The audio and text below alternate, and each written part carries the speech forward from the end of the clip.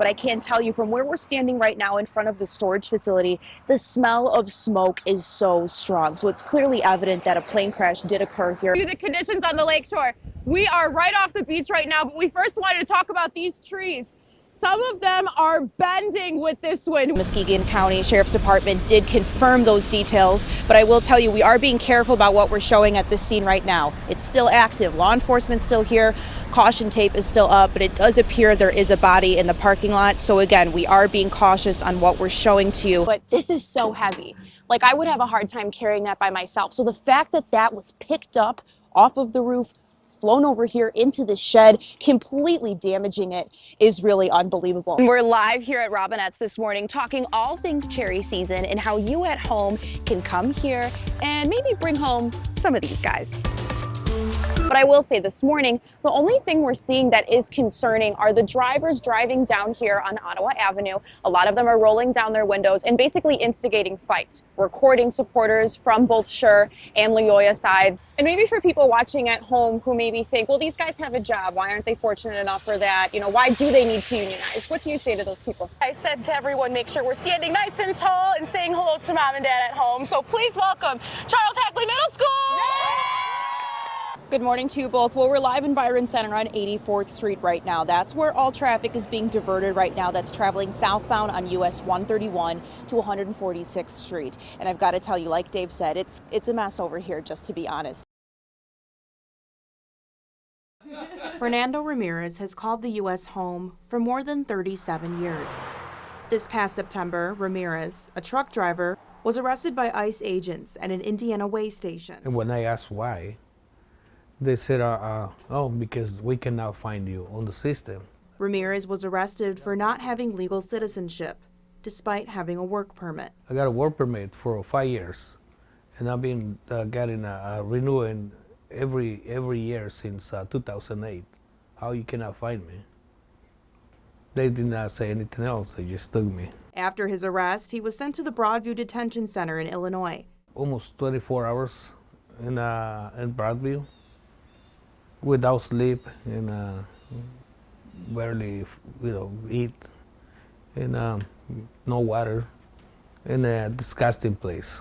After 2 days, he was sent back to Michigan to the North Lake Processing Center in Baldwin, one of the largest ICE detention centers in the country, owned by the Geo Group. Not normal, but I feel like sick. Ramirez is diabetic, and he says he did not receive his insulin the first 2 days in detention. So they told me they don't have it.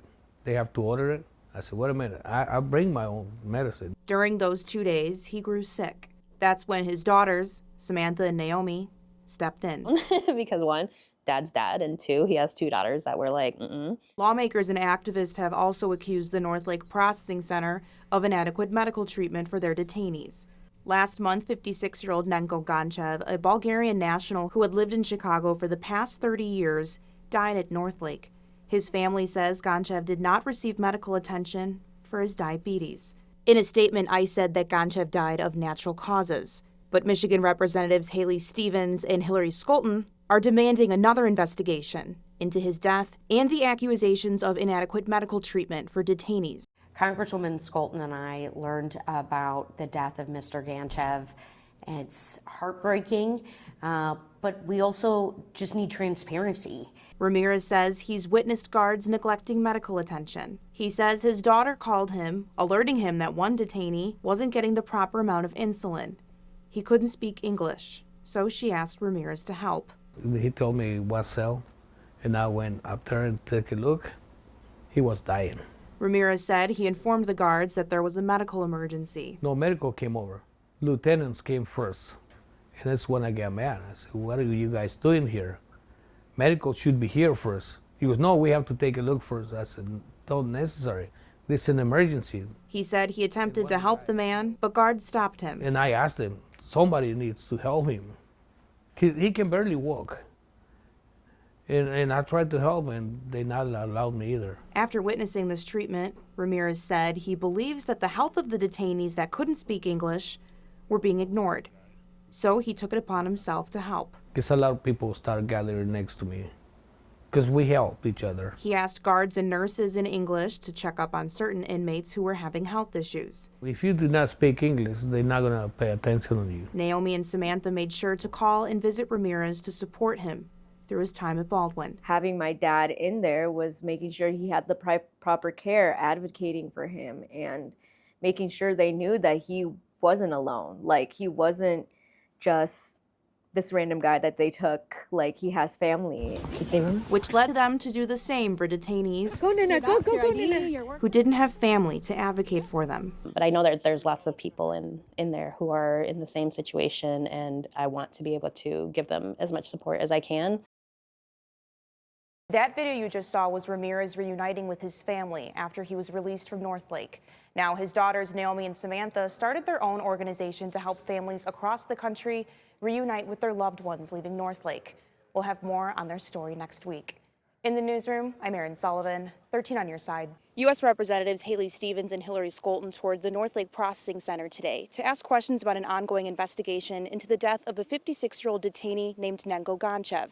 Ganchev died in December, and ICE said it was due to natural causes. We're lawmakers. We need to also roll up our sleeves, as we have done, for the safety and security of our country, of our state of Michigan. U.S. Congresswomen Hillary Skolton and Haley Stevens, both Democrats, conducted a congressional oversight visit to the Northlake Processing Center Tuesday morning. We wanted to come here today and follow up and see for ourselves.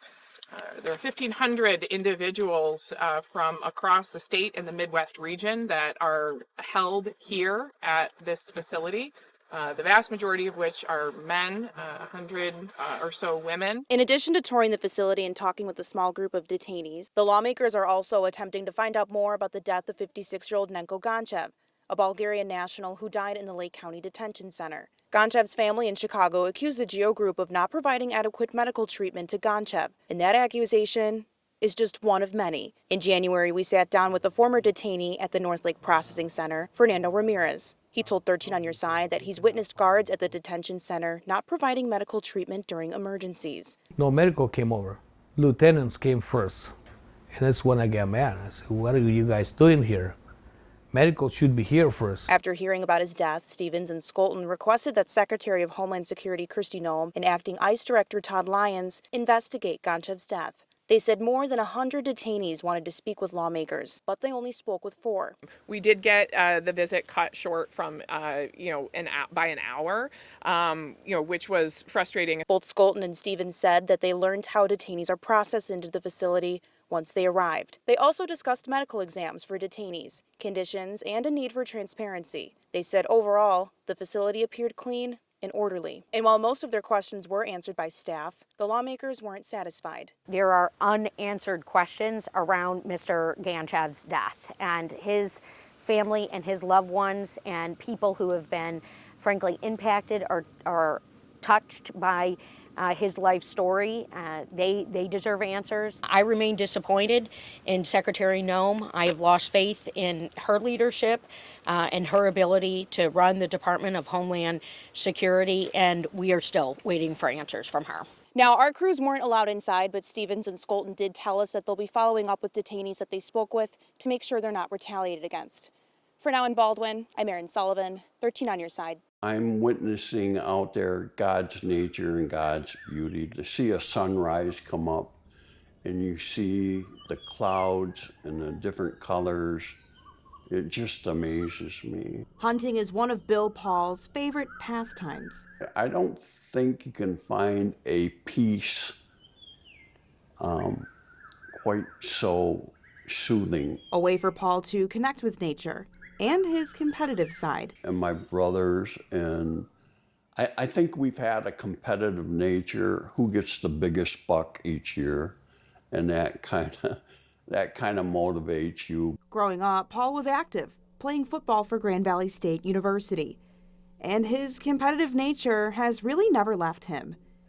3 years ago, while on a solo hunting trip, Pahl saw the biggest buck he had ever seen on his property. I was purposely and intently after that big buck. But that celebration quickly changed after Pahl lost his balance on his tree stand. I had just a second to think, Not even a second. I screamed, God, no, because I knew it was going to happen. I was going to fall straight down, no support, right on my head. And so I did.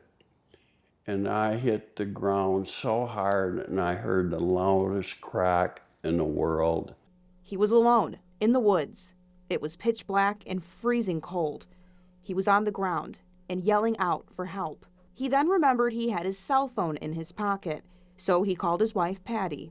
When I got the call from him, I anticipated that he got his big buck and that he was calling to tell me to come with the sled. And she said, did you get that deer? I said, no, honey, call 911. I says, I fell out of my tree stand backwards. After rushing Pahl to the hospital, doctors discovered he broke his neck. He had surgery where doctors fused 7 vertebrae with rods. Those doctors feared he may never walk again. I couldn't even stand up for about a minute. And the big thing after I think about 30 days, I was getting worried that I couldn't even stand up. I asked God, Lord, just help me not look at the big picture of walking, but just show me progress week from week from week. And he's never stopped. And neither has Pahl. When starting physical therapy at Mary Free Bed, his competitive side returned. First day I met them, I said, look, if you can't kick my butt every day, then I don't want you. If you can't push me 115% every day, I don't want you, then you're not the therapist. Now, one of them laughed and said, you make my day. You're $1 million patient because that's what I want to do. He was once bedbound and unable to do any independent tasks without Patty's help. But now, Weeks ago, well, actually a week and a half ago, I told my wife, let's go out and set a record. And I walked a whole mile with her. Pahl hopes his story brings awareness to hunting safety and how just one moment can change your life and everyone's around you.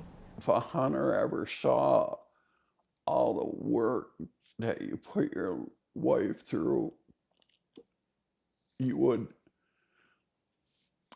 change your mind on how you descend out of your ladder.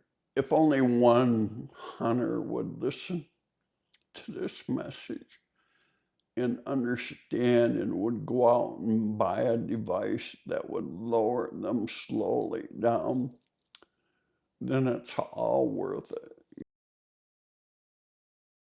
The U.S. Marshals Fugitive Task Force is asking for the public's help with finding a man wanted for shooting at Muskegon Township Police. We're following another breaking story right now. The Michigan Economic Development Corporation is pulling its funding for Goshen. Several people are in the hospital this morning after a serious crash that happened late last night near Pullman in Allegan County. And former University of Michigan head coach Sharon Moore is now facing 3 charges, including home invasion and stalking.